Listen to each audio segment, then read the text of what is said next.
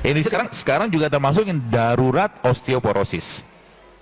Kenapa osteoporosis bisa terjadi? Salah satunya, ya kalau yang saya pahami adalah salah satu teorinya adalah karena terlalu tingginya asam badan.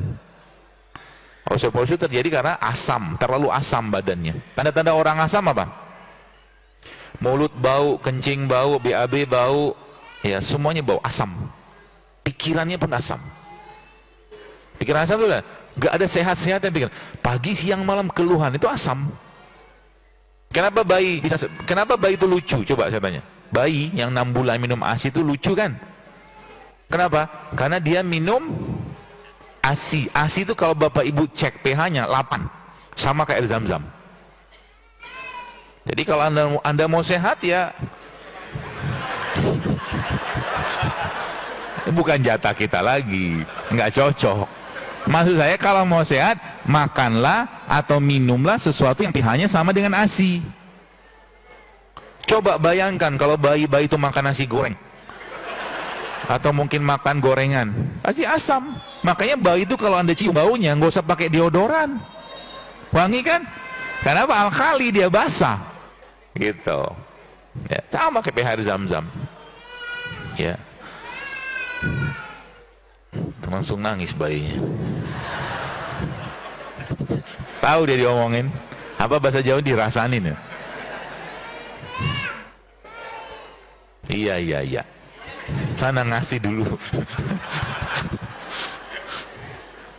Ya, bayi wajahnya ceria segalanya. Makanya salah satu cara untuk anda dapat mood yang baik, maka makanlah makanan-makanan yang sifatnya basah. Ini basah, ini basah, ini basah, ini basah. Ya, buah. Makanya kan dalam surat Al-Baqarah ini juga basah. Basah itu pH di atas 7. Dan ikatan gen kita itu yang pernah saya baca itu ternyata pada pH 9 sampai 10, tinggi sekali loh. Ikatan gen. Artinya apa? Artinya kalau kita mau mempertahankan ikatan gen tadi, maka mau tidak mau, suka atau tidak suka, Anda harus konsumsi sayur dan buah tiap hari. Tapi bukan sayur nangka, apalagi beli di rumah makan Padang. Santan lagi kan. Tapi Anda makan gudeg itu kan kayak fermentasi kan sebenarnya kan, sayur nangka itu kan. Tapi gudeg jangan banyak-banyak juga, nanti lembab perutnya gitu ya. Salah satu cara itu. Dan sebenarnya ngobatin penyakit itu, sekalian kalau saya berpandangan, dan ini pola pikir saya beri, dan beberapa yang saya dapatkan di pengalaman saya juga, memang paling gampang itu dengan memperbaiki isi piring. Serius. Coba di sini, mungkin bapak ibu sini banyak yang sakit tulang, pegel-pegel. Mau sehat nggak? Mukanya udah pengen banget tuh, ngupeng kalau orang. Mau sendi-sendinya sehat nggak? Nggak kretak-kretak naik tangga gitu? Atau mau ubannya hilang? Mau wajahnya glowing? Glowing. Gampang, serius. Islam punya solusinya. Ya, solusinya gampang sekali. Jadi kalau Anda mau badan lebih fit, lebih enak, batuk pileknya mulai hilang, mulai jarang, tulangnya lebih enak, ya, tidur lebih nyaman, maka ini yang harus Anda kerjakan. Siap mencatat? Siap hidup sehat? Untuk apa? Soleh banget, luar biasa untuk ibadah. Kita lihat ya, udah sehat, ente kagak bangun tahajud, dosa loh. Hilang emeng doang. Ya, harus sehat kan, saya bilang, sehat itu harus bikin kita makin taat. Ya gak? Udah minum kunyit, ya baca Quran ditambahin lah. Udah sehat kan badannya kan? Udah minum secang, harus lebih sehat badannya, lebih taat lagi. Baca Quran misalkan sehari cuma 1 lembar, naikin 2 lembar, bertahap. Gitu. Jadi siap untuk lebih taat? Insya Allah. Biar saya dapat pahala. Kita pahala berjamaah kan gitu kan. Kenapa begitu? Karena sebelum saya cerita, nanti catat apa-apa saja. Saya tuh cemburu banget. Cemburu dengan seorang, salah satu sih, tapi banyak cemburunya. Bapak Ibu tahu Sa'ad bin Abi Waqqas? Pernah kenalan gitu? Ceritanya. Siapa dia? sahabat Nabi yang salah satunya dijamin masuk surga. Ada berapa sahabat Nabi jamin masuk surga?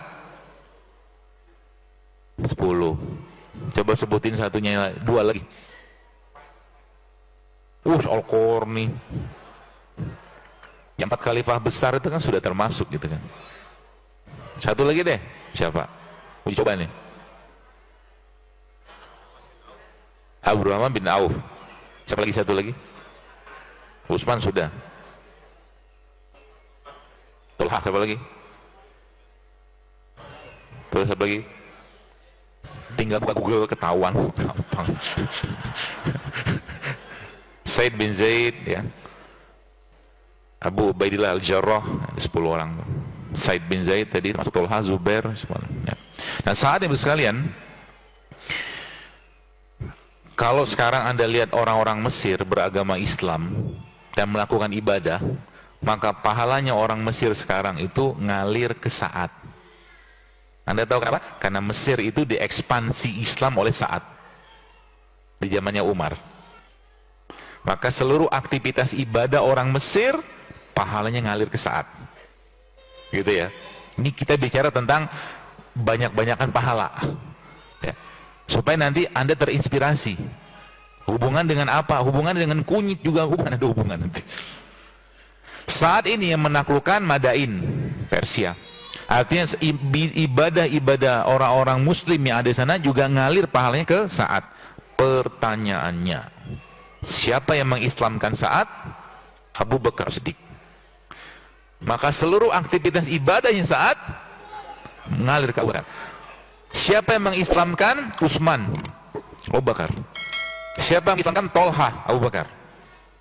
Banyak sahabat-sahabat yang 10 orang tadi itu yang mengislamkannya Abu Bakar. Itu sebabnya Nabi katakan apa? Kalaulah iman umatku ini ditimbang dengan imannya Abu Bakar, iman umat Rasulullah zaman itu sampai kita sekarang ditimbang dengan imannya Abu Bakar, maka niscaya iman Abu Bakar jauh lebih berat, kata Rasulullah. Kenapa?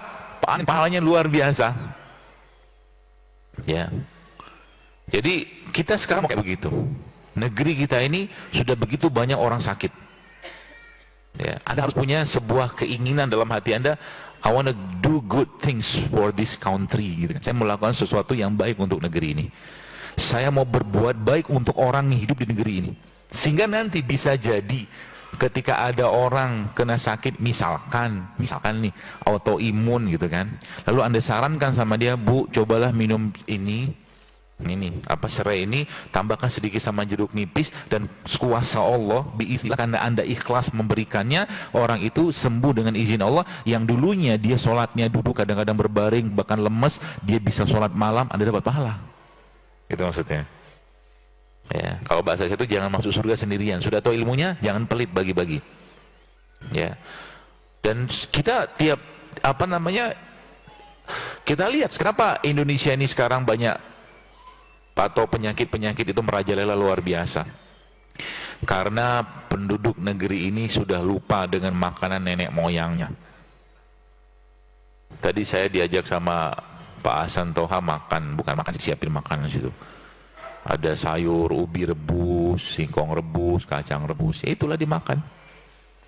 Ya, jangan pagi-pagi makan nugget. Apalagi pagi-pagi makan pizza. Siapa yang sudah sering makan pizza juga tidak lancar bahasa Italianya, ya kan? Tetap aja bahasa cowok, ya seperti itu. Apa yang Allah ciptakan di negeri ini makanlah. Jangan heboh-hebohan dengan buat camilan, silakan.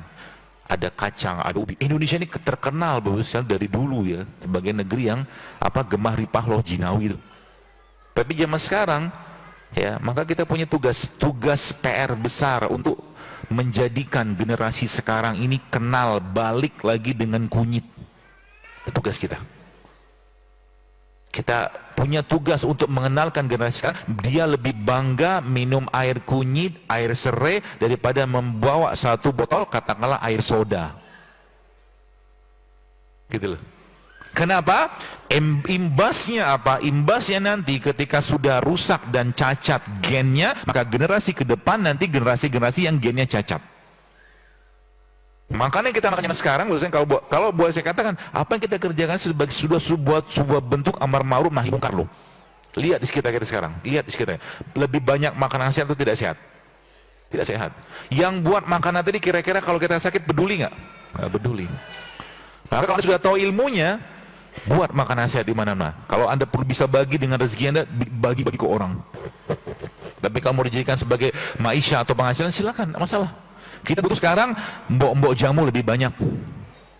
Kita butuh sekarang bapak-bapak yang jualan rebusan, singkong rebus, kacang rebus, daripada abang-abang yang gorengan. Abang gorengan pun kita suruh ubah jualannya.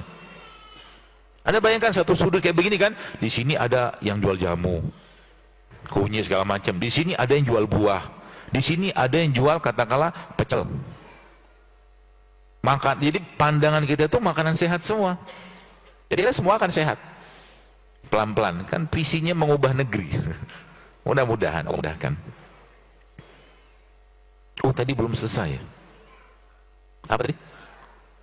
Sudah selesai. Mau sehat, ya kan? Pertama, dalam seminggu ke depan Anda tidak makan ini. Catat, dalam seminggu ke depan saya tidak makan ini. Catat. Jangan khawatir, jangan was-was gitulah. Saya akan ajak Anda hidup sehat, tenang aja. Pertama, mulai hari ini ya. Siap? Siap nggak hidup sehat? Allah saksinya kan? Dalam seminggu ini, mulai hari sampai depan, Anda tidak makan semua produk yang menggunakan gula pasir. Katanya siap. Katanya kulangnya mau lebih sehat. Itu yang pertama. Yang kedua, dalam seminggu ke depan Anda tidak makan semua produk makanan yang menggunakan tepung.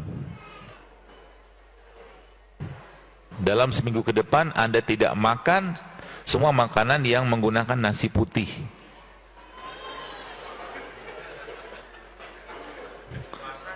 Hah?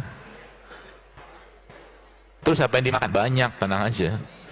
Belum selesai. Dalam seminggu ke depan Anda tidak makan semua makanan yang diolah dengan menggunakan minyak goreng. Siap nggak? Kalau nggak siap, keluar aja deh.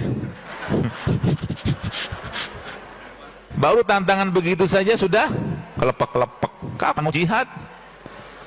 Ya. Gimana mau bangun malam? Kita mau memperbaiki diri sudah susah minta ampun. Ya, seperti itu. Enggak mudah kan? Mudah nggak?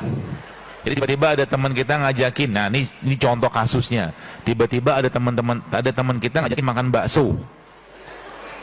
Masuk nggak kategori tadi? Masuk? Masuk. Ada apa di bakso? Ada tepung. Maaf, saya sudah hijrah. Asik. Tiba-tiba ada bapak-bapak lagi kumpul-kumpul. Terus bapak-bapaknya bawa makanan yang pakai tepung, kemudian digoreng pakai minyak. Namanya apa? Nah, itulah. Saya lagi diprotes sama para pengusaha gorengan. Paguyuban gorengan, tenang aja. Saya malah saranin, kalau bapak-bapak pengusaha gorengan ini mau lebih berbuka hati, kita siap untuk membantu. Membantu kita, kalau semua orang sudah berpikir dulu hidup sehat, maka abang-abang gorengan kan jualnya kukus-kukus, rebus-rebus. Ya. Atau kalau enggak, dia jual buah-buahan. Lebih sehat. Gitu, ya. Bapak-bapak lewat tuh, datang kumpul-kumpul, woi. Terus dibawainlah itu tadi, tepung yang digoreng tadi itu. Anda bilang apa? Saya sudah hijrah. Maaf, tidak mau lagi. Kalau memang masih belum kuat semangatnya, pasang foto saya di situ, handphone Anda. Siapa tahu Anda mulai merasa berdosa gitu kan. Janganlah. Hidup sehat itu niat dalam diri kita sendiri, tenang aja. Ya, jangan karena orang lain. Sehingga nanti kalau niatnya karena Allah, teman-teman, Bapak sekalian, ketika Anda minum jahe, kunyit, jeruk nipis, minum air putih sekalipun dalam konteks untuk meniatkan diri untuk sehat sehingga lebih taat, maka dapat pahala. Gitu maksudnya. Kalau cuma sekedar cuma minum doang, nggak ada tahu tujuannya apa, sayang. Ya, seperti itu. Itu saran saya. Nanti laporan. Laporannya ke siapa? Ke Allah aja, jangan ke saya.